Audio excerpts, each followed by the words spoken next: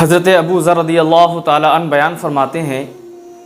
کہ اللہ کے رسول صلی اللہ تعالیٰ علیہ وآلہ وسلم نے ارشاد فرمایا کہ 3 شخص ایسے ہوں گے کہ اللہ رب العزت جن کی طرف نگاہ رحمت نہیں فرمائے گا، نہ ان کی مغفرت کی جائے گی،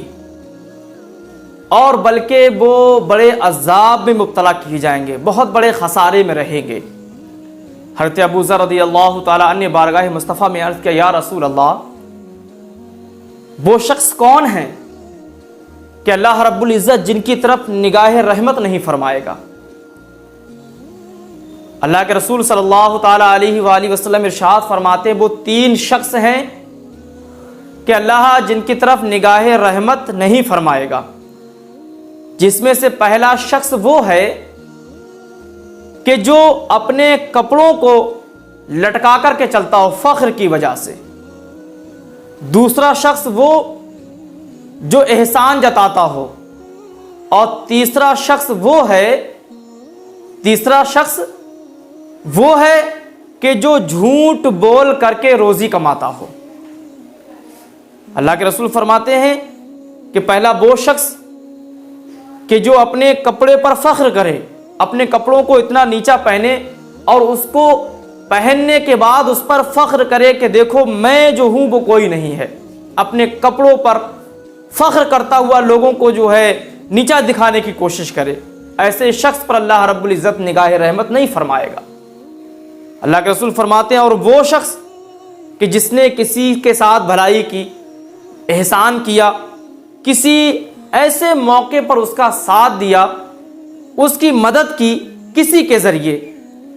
اور پھر وہ جگہ جگہ لوگوں کو بتاتا پھرتا ہے کہ یہ دیکھو یہ فلاں شخص جو ہے میں نے اس کے ساتھ بھلائی کی، میں نے اس کے ساتھ ایسا کام کیا، میں نے اس کی ایسی مدد کی، یا اس کو اس طریقے سے میں نے نوازا، ایسے شخص سے بھی اللہ رب العزت راضی نہیں ہوگا۔ اور وہ شخص جو اپنی روزی کو جھوٹ بول کر کے کماتا ہو، کوئی کام کر رہا ہے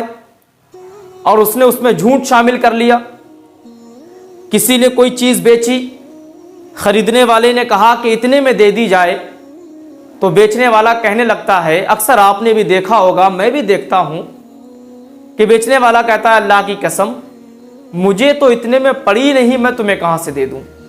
اور حالانکہ وہ چیز اس سے کم قیمت کی ہو اور اس پر وہ جھوٹ بول گیا ہو، اور پھر لینے والے نے لے لی ہو اور اس نے اس سے منافع کمایا ہو، تو وہ جو اس نے منافع کمایا ہے جھوٹ بول کر وہ حرام ہے، اور اللہ رب العزت ایسے شخص کی طرف نگاہ رحمت نہیں فرمائے گا۔